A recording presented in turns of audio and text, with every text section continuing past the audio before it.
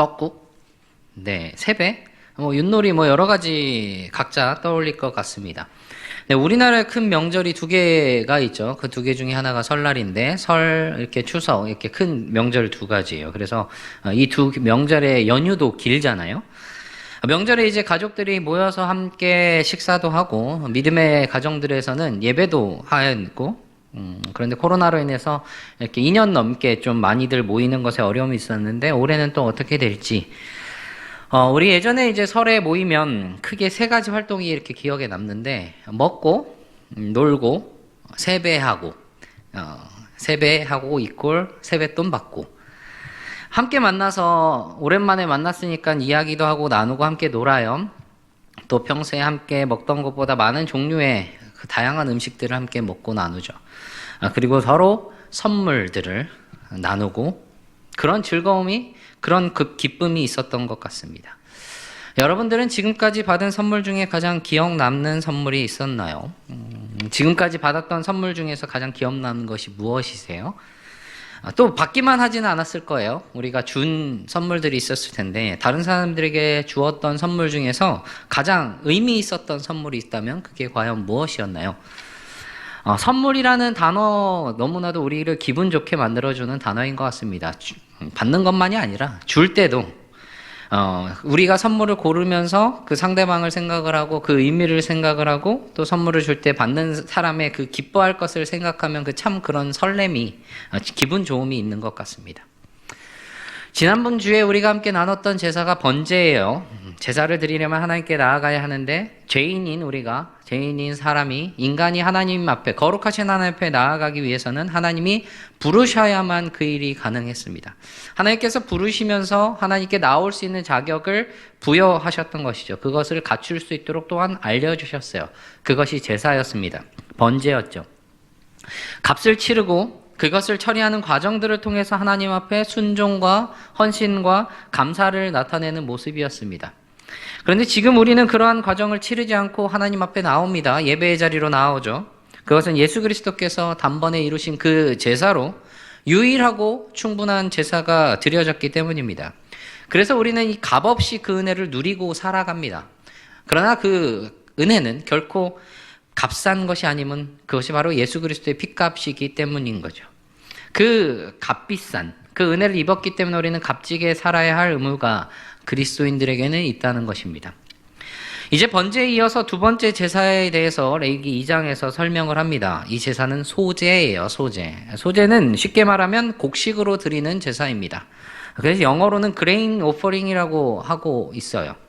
5가지 제사가 번제, 소제, 화목제, 속제제, 속건제 이렇게 5가지가 있는데 유일하게 동물로 드리는 제사가 아닌 그러니까 동물의 피를 흘리는 제사가 아니게 바로 이 곡식으로 드리는 소제라는 것이에요.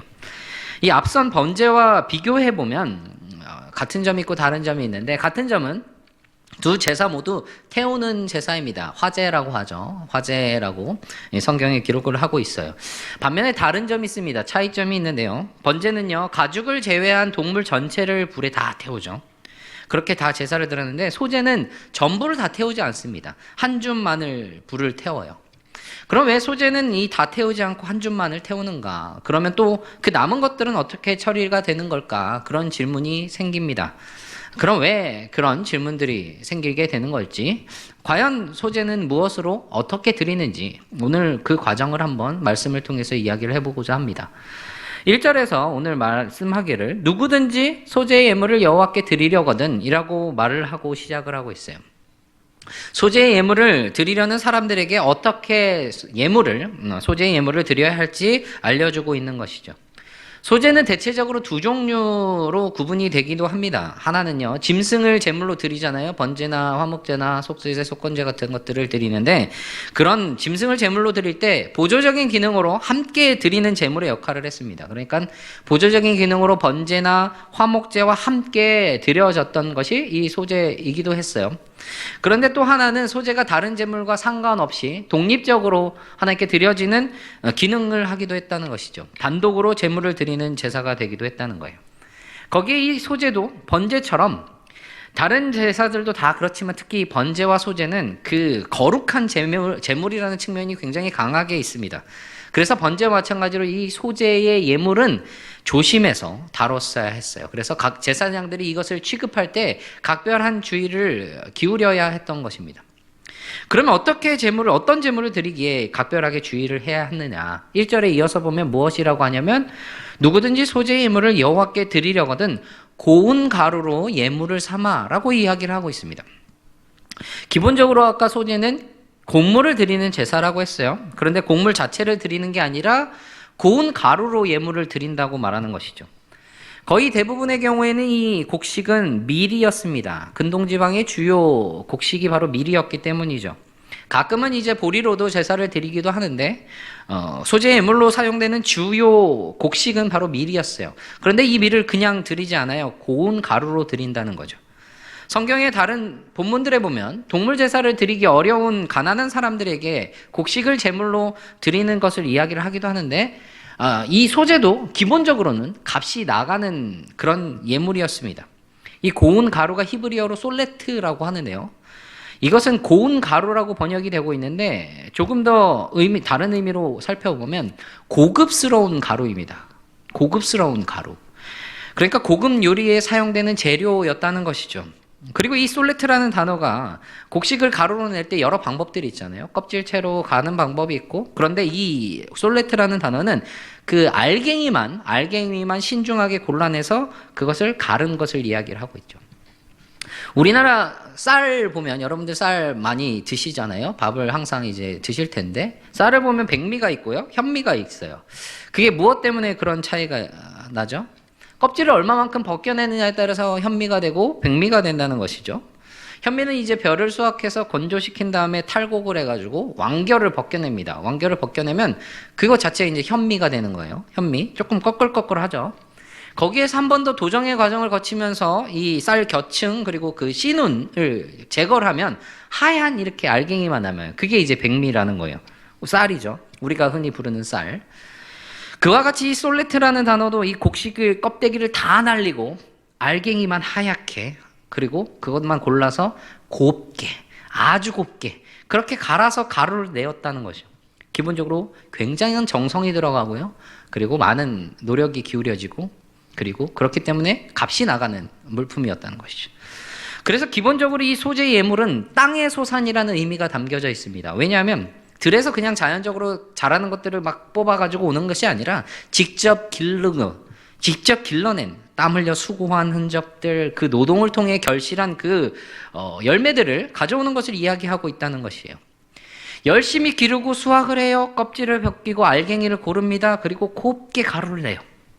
지금이야 뭐 기계들이 잘 돼 있어서 이 일들이 예전보다 훨씬 수월하죠. 그리고 그렇기 때문에 대량으로 이 작업들을 할 수도 있었을 텐데 이게 1, 200년 전 일도 아니고 몇천 년 전 일이란 말이에요. 그게 그러면 이 고운 가루로 낸다는 그 작업 자체가 쉬운 일은 결코 아니었다는 것이죠. 큰 수고와 노력과 땀방울이 담겨져 있었다는 거예요. 그 수고를 담아서 이 가루, 이 고운 가루, 이 고급스러운 가루, 단순히 밀가루의 형태를 말하는 것이 아니라 그 가루의 질을 말하고 있는 것입니다. 그 질적으로 굉장히 고급스럽다, 고운 가루다라는 것을 이야기를 하고 있다는 것이죠. 그러니까 무엇이냐면 가장 좋은 것, 그것을 예물로 드렸다는 거예요. 그리고 이어지는 말씀이 무엇이에요? 그 위에 기름을 붓고 그 위에 또 그 위에 유향을 놓아. 이 고운 가루를 열심히 만들어서 또 예물로 드립니다. 그런데 거기에 첨가되는 것이 있어요. 기름 그리고 유향입니다. 감람나무 기름, 즉 올리브 오일이죠. 올리브 오일을 여기에 부어집니다. 거기에 값비싼 유향이 그 위에 얹어져요. 이 유향은요, 출애굽기 후반부에 보면 성막이 이렇게 지으라고 말씀을 하시는데 그 성막 가운데서 그 성막 안에 사용할 수 있는 특별한 향료가 있습니다. 거기에 들어가는 재료 중에 이 물질, 유향이 있습니다. 그러니까 굉장히 귀한 물질이죠. 그리고 우리가 잘 알고 있는 동방박사, 여러분들 동방박사가 예수님이 태어나셨을 때 와서 선물 드린 세 가지가 뭐죠? 황금과 모략과 유향. 거기에 들어가는 것도 바로 이 유향이라는 거예요. 이 유향은 굉장히 귀한 건데 이 어떤 역할을 하고 있느냐, 제물이 이 곡식이 향기롭게 타도록 하는 역할을 했던 것으로 보입니다. 그렇게 이제 이 예물을 준비를 해요. 굉장히 정성을 들여서 그리고 마음을 다해서 이렇게 예물을 준비해서 제사장에게 가져갑니다. 그럼 제사장은 그것에서 한 줌을 이렇게 걷어요. 한 줌을 이렇게 걷어서. 거기에 기름이 섞여 있겠죠? 그런데 가루와 기름은 한 줌인데요. 거기에 모두 들어가는 게 있습니다. 바로 유향은 거기 안에 모두 다 들어가야 돼요. 그렇게 거둔 제물을 가지고 제단 위에 올려놓습니다. 그리고 불을 살라요. 그러면 번제의 제물과 마찬가지로 말씀에서는 이는 화제라 여호와께 향기로운 냄새니라. 여호와께서 받으시는 하나님을 기쁘시게 하는 그 향기로운 제사가 된다는 겁니다. 그런데 여기에 조금 특징적인 단어가 하나가 있어요. 2절에 보면 기념물로 제단 위에 불사를 찌니, 기념물이라는 단어가 등장을 하고 있습니다. 히브리어로 아즈카라라는 단어인데요. 기억하다라는 의미의 자카르라는 단어에서 파생된 단어입니다. 이 아즈카라라는 단어가 구약에서 10번도 채 나오지 않아요. 그런데 그 단어들이 모두 어디에서 사용되었냐면 이 소재를 설명하는 데 사용되었습니다. 그러니까 이 소재에 관련된 전문 용어라고 할 수 있는 것이죠. 보통 기념물이라고 하면 무언가를 기념하고 기억할 때 그것을 상징하도록 두는 것을 이야기를 하죠.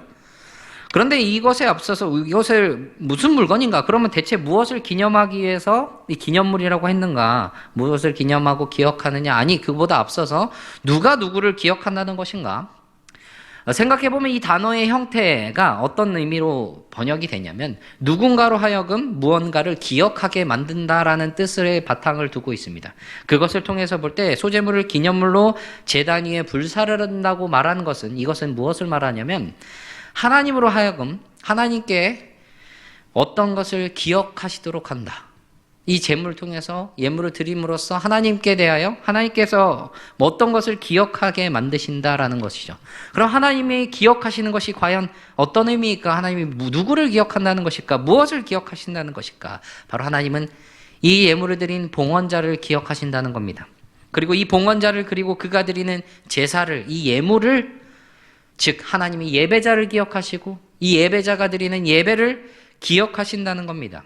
그러면 하나님이 이 기억한다라는 이 자카르라는 단어가 하나님과 하나님의 백성 간의 관계에서 나타낼 때 이것이 무엇을 나타내냐면 구원에 관해서 사용이 되었습니다.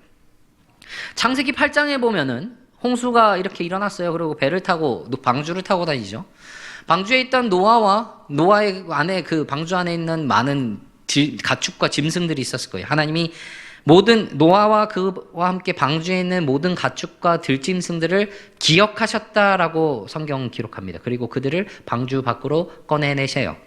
그리고 창세기 19장에서는 아브라함을 기억하셨고 출애굽기 2장에서는 노예로 애굽에서 고통받고 있는 이스라엘의 고통 소리를 들으시고 아브라함과 이삭과 야곱에게 세우셨던 그 언약을 기억하셨습니다. 그러니까 이 소재에 담겨져 있는 드리는 자의 감겨진 의미는 무엇이냐? 하나님께 드리며 하나님께서 이 드리는 봉헌자를 기억하시고 구원을 베푸시기를 바란다라는 그런 간구의 의미가 들어가 있다는 것입니다. 하나님께서 이 드린 것을 드린 사람을 그 예배자를 그 예배를 기억하신다고 그것을 간구한다고 이야기를 하고 있습니다. 그러면 주님이 기억하시는 그런 예배의 모습, 예배자의 모습은 무엇인가? 그게 바로 이 소재에 담겨져 있다는 겁니다. 소재가 히브리어 단어로 무엇이라고 말하냐면 민하라고 말해요. 민하. 선물이라는 뜻입니다. 곡물이라는 뜻으로 번역이 되기도 해요. 여러분, 곡물이 무엇인가요? 어떤 사람이 다른 사람에게 의무적으로 바쳐야 하는 무언가거나 아니면 어떤 다른 사람의 호의를 얻기 위해서 드리는 선물, 어떤 물질인 것이죠. 그런데 여기에 어떤 의미가 담겨져 있냐면 주는 사람이 그것을 받는 사람에 대한 두려움이 담겨져 있습니다. 그리고 그 선물로 환심을 사고 호의를 사려고 한다는 것이 암시하고 있다는 거예요. 이 단어가 등장했던 것이 창세기 32장에 보면 야곱이 바단 아람에서 이제 고향으로 돌아가는 길이 있습니다. 그 길에서 돌아오는 그 고향으로 돌아오는 야곱에게 가장 두려운 것이 있었어요. 그게 누구였죠? 에서입니다. 형 에서예요. 자신을 죽이겠다고 했던 형이 아직도 그런 분노를 품고 있을까? 그게 걱정이었습니다. 그래서 야곱은 에서를 위해서 준비했던 것이 있어요. 형에게 드리는 예물을, 그러니까 선물을 준비합니다. 그것을 자기가 먼저 가기 앞서서 선물을 먼저 보내요. 그게 바로 민하입니다. 시간이 흘러서 나중에 창세기 43장에 가면 요셉이 총리가 되어 요셉이 총리가 돼서 형들이 요셉에게 와서 그 곡식을 사러 애굽에 왔다가 요셉을 만납니다. 아직 이 총리가 요셉인지 모를 그때였죠. 곡식을 사서 왔는데 곡식자루 안에 뭐가 있었어요? 돈이 그대로 담겨져 있었습니다. 그리고 이들이 다시 가려면 누군가를 데려가야 했어요. 베냐민을 데려가야 했죠. 동생 베냐민을 데려오라고 했던 겁니다. 야곱이 굉장히 두려웠어요. 왜냐하면 요셉도 잃었다고 생각했는데 그의 동생인 베냐민도 잃을까 하는 염려 때문이었습니다. 그런데 곡식이 이미 다 떨어졌어요. 더 이상의 선택의 여지가 없어진 겁니다. 어쩔 수 없이 이제 보내면서 아들들을 보내면서 거기에 땅의 아름다운 소산들과 유향과 꿀, 향품, 모략 등 거기에 갑절의 돈을 가지고 보냅니다. 그 소산들을 가지고 가라고 할 때 야곱이 말하는 것은 이것을 가지고 가서 그들에게 예물로 드리라, 선물로 드리라 라고 이야기를 해요. 그게 민하입니다. 그러니까 이 민하가 담겨져 있는 뜻은 단순히 저에게 좀 호의 좀 베풀어 주시겠어요? 관심 조금만 주세요. 당신의 환심을 조금만 살게요. 이런 의미가 아닙니다. 나의 목숨까지 건져주세요라는 그런 의미가 담겨져 있는 선물, 그 곡물이 바로 이 민하라는 겁니다. 나의 목숨을 건져주세요. 나의 목숨을 제발 그냥 놓아주세요. 그 정도의 의미를 담아서 드리는 곡물이 바로 이 민하라는 것이죠. 그러니까 지금 이 소재는요, 하나님의 백성들이 하나님의 그 신실한 예배자가 하나님께 그 제물을 가져옴으로 나의 모든 충성과 수고와 헌신을 표현할 책임 보여주고 있는 겁니다. 나의 생명, 나의 모든 것 주님께 달려 있습니다. 그런 고백이 담겨져 있다는 의미인 것이죠. 나의 삶이 이 고운 가루와 같이 철저하게 부서지고 갈아져서 나는 사라지고 주님의 것이만을 나는 주님의 것입니다라는 그 고백만이 담겨진 그 모습이 된다는 것입니다. 그런데 이 본문에서 민하, 선물이라고 했어요. 하나님께 드리는 선물이라고 해요. 근데 사실 이게 보면 원래부터 하나님이 주신 겁니다. 신명기 26장 8절, 9절, 10절에 보면 이런 고백이 담겨져 있어요. 여호와께서 강한 손과 편팔과 큰 위엄과 이적과 기사로 우리를 애굽에서 인도하여 내시고 이곳으로 인도하사 이 땅, 곧 젖과 꿀이 흐르는 땅을 주셨나이다. 여호와여, 이제 내가 주께서 내게 주신 토지 소산의 만물을 가져왔나이다. 하나님의 그 언약적인 자비, 그 구원의 은혜, 그리고 이 삶의 모든 것을 주신 그 선물, 그것에 대한 감사로 그 언약의 하나님께 대한 충성을 다짐하며 하나님의 백성들을 향한 그 하나님의 선하심을 인정하는 그 감사로 그 일부를 하나님께 드렸다는 거예요. 하나님께서 주신 것을, 하나님께 받은 것을, 그 선물을 하나님께 구별하여 드려요. 하나님이 그것을 기쁘게 받아주십니다. 이는 화제라, 여호와께 향기로운 냄새니라.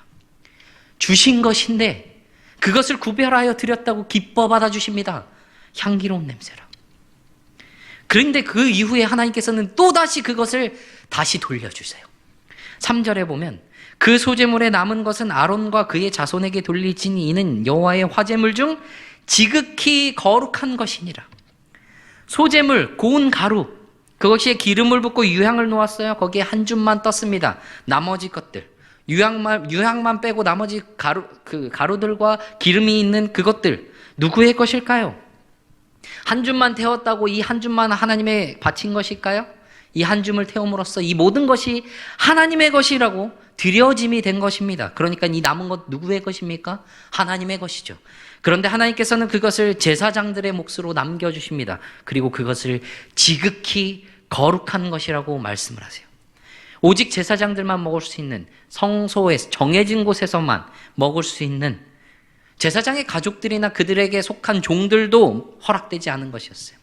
제사장과 레위인들, 그들은 땅을 기업으로 받지 못했습니다. 하나님께서 민수기 18장 10절에 그들에게 땅을 받지 못했지만 누가 그들의 기업이 되게 하셨냐? 너는 이스라엘 자손의 땅에 기업도 없겠고 그들 중에 아무 분깃도 없을 것이나 내가 여호와가 이스라엘 자손 중에 내 분깃이요 내 기업이니라.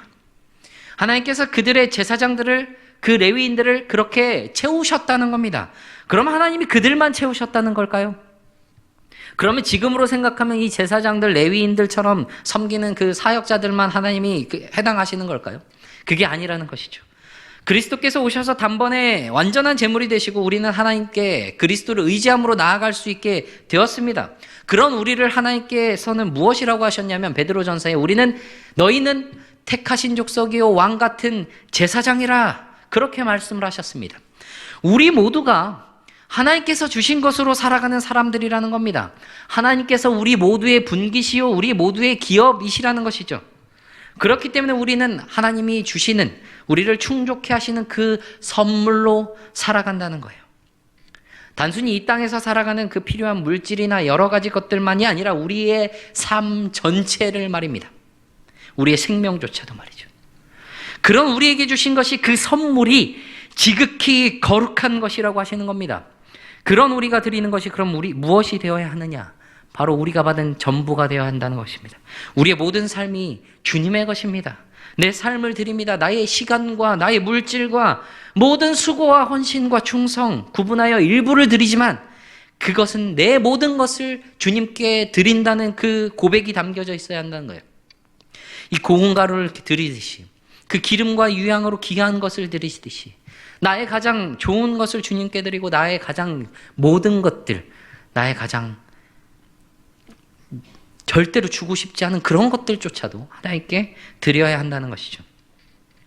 그럼 우리는 우리의 삶을 어떤 삶을 드려야 하냐? 우리가 드리는 우리의 삶의 모습이 어떠해야 하느냐? 오늘 2장 본문에 보면 처음에는 고운 가루, 그러니까 날 것을 가루로 만들어서 드렸습니다. 그런데 그것 말고도 다른 방법으로 드리는 예물들이 있어요.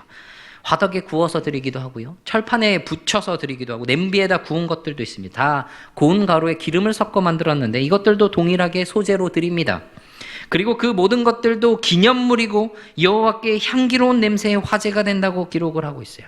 거기에 마지막에 보면 첫 이삭의 소재가 있습니다. 처음 거둔 곡식을 제물로 바칠 때는 볶아서 찧어서 그 위에 기름을 붓고 유향을 놓아요. 그렇게 소제물을 드립니다. 그것도 동일하게 기념물이고 여호와께 향기로운 냄새의 화제가 됩니다. 모두 기념물이고 하나님이 기억하시는 제사라는 겁니다. 그런데 그 사이에 11절과 13절에 특별한 두 가지가 기록이 되고 있어요. 꼭 넣어야 될 것과 절대로 넣지 말아야 될 것 두 가지를 이야기를 하십니다. 넣지 말아야 할 것은 누룩과 꿀입니다. 누룩과 꿀은요, 발효를 일으키는 그런 것들입니다. 그러니까 음식물을 변질되게 만든다는 것이죠. 거기에 이 누룩이라는 것은 신약에서는 조금은 부패를 상징하는 부정적인 이미지로 사용되기도 했어요. 그래서 많은 학자들은 이 누룩과 꿀을 넣지 말라고 하신 것은 그런 변질로 인합니다. 부패로 인합니다. 라고 이야기를 합니다. 12절에 보면 처음 익은 것에는 누룩과 꿀을 가져와도 된다고 하세요. 그런데 그것은 제단 위에 올릴 수가 없습니다. 다시 말하면 제단 위에 올려져서 불로 태워지는 그 제사들은 그 모든 것들은 거기엔 결코 누룩과 꿀은 들어갈 수 없다는 겁니다. 반면에 반드시 들어가야 할 것이 소금입니다. 하나님의 언약에서 이 소금은 소재에서 빼지 못할 것이다 라고 말씀을 하십니다. 소금은요, 누룩과 꿀과는 반대로 이 음식물의 변질을 막아주는 역할을 했습니다. 방부제 역할을 하기도 했어요. 고대에는 이 소금을 어떻게까지 이해를 했냐면 불이나 시간이나 그 어떤 수단으로도 파괴할 수 없는 것으로 여겼던 겁니다. 그래서 언약을 맺으면요, 그것을 영구적으로 지키자고 할 때 변하지 않는다는 의미로 이 소금을 나누기도 했던 것이죠. 그러니까 이 제물에 소금을 넣는다고 하고 그것이 하나님의 언약의 소금이라고 한다는 것은요, 그 제물을 드리는 모습 속에 하나님과의 관계를 담아두고 있다는 겁니다. 변하지 않을 것임을, 부패하지 않을 것임을, 거룩하게 이어나갈 것임을, 그것을 그 안에 드러내고 있다는 것입니다. 들어가야 하지 말아야 할 것이 무엇이냐? 누룩, 변질, 부패. 들어가야 할 것은 무엇입니까? 소금, 변하지 않는, 부패를 막는 하나님과 관계에 있어서 그럼 어떤 모습이어야 하냐? 어떤 삶을 드려야 하냐? 바울은 로마서 12장 1절 2절에서 이렇게 말합니다. 형제들아, 내가 하나님의 모든 자비하심으로 너희를 권하노니 너희 몸을 하나님이 기뻐하시는 거룩한 산제물로 드리라. 이는 너희가 드릴 영적 예배니라. 너희는 이 세대를 본받지 말고 오직 마음을 새롭게 함으로 변화를 받아 하나님의 선하시고 기뻐하시고 온전하신 뜻이 무엇인지 분별하도록 하라. 날마다 우리는 하나님께 우리를 드려야 합니다. 단순히 예배로만 하나님께 나오는 것에서 그치는 것이 아니라 우리 삶의 전부가 하나님께 드려진 바 되어야 한다는 것입니다. 아침과 저녁으로 매 순간마다 우리의 삶의 모든 것들 하나님의 선물로 주신 삶임을 인정을 하면서 그러한 감사와 충성의 그런 고백으로 우리 자신을 하나님께 드릴 때 그 안에 하나님의 경외하는 마음, 그것이 담겨져 있어야 한다는 것입니다. 그런 그 모습이 우리 가운데 어떤 삶에 어떤 모습이 있어야 되느냐? 다 깨어지고 부서져서 그런 고운 가루처럼 우리는 사라지고 주님만 드러나는 우리의 삶, 주님 주신 그 선물로, 주님의 그 선물로 살아간다는 그 고백, 그것을 기준으로 소금처럼 변하지 않겠다는 그 부패를 막아서 하나님이 기뻐하시는 모습으로 거룩함을 지켜나가는 그런 삶의 모습, 그리고 그 우리의 삶에서 확장되어서 세상에 소금의 역할을 하는 그런 우리의 모습이 되어야 한다는 겁니다. 우리는 우리의 삶이 하나님으로 인하여 유지되고 있음을 우리는 날마다 기억을 해야 합니다. 모든 삶, 모든 순간, 우리의 모든 생명까지 하나님께서 우리에게 선물로 주신 것임을 우리는 분명히 인정을 해야 합니다. 그런 인정 가운데 하나님께 대한 감사로 나아가야 한다는 거예요. 그래서 하나님이 기억하시는 우리의 모습이 어떠해야 할지를 우리는 날마다 되새겨야 합니다. 하나님이 기억하시고 기뻐하시는 우리의 모습이, 우리의 삶의 모습이, 우리의 예배의 모습이 어떠해야 하는지를 우리는 날마다 되새겨야 한다는 겁니다. 이 세대의 부패의 본질의 모습을 본받고 영향을 받는 그런 모습이 아니라 오히려 우리가 그 모습에 영향을 받지 않고 변하지 않고 부패를 막는 그 소금의 역할로 도리어서 더 나아가서 그 거룩한 삶을 지킨 모습으로 세상 가운데 세상의 소금이 되어 세상을 거룩하게 하는 그런 통로로 사용되는 우리가 되어야 합니다. 그런 예배자의 모습으로, 그런 온전한 삶을 주님께 드리는 모습으로 그렇게 살아가는 저와 모든 청년 여러분이 되시기를 간절히 바랍니다.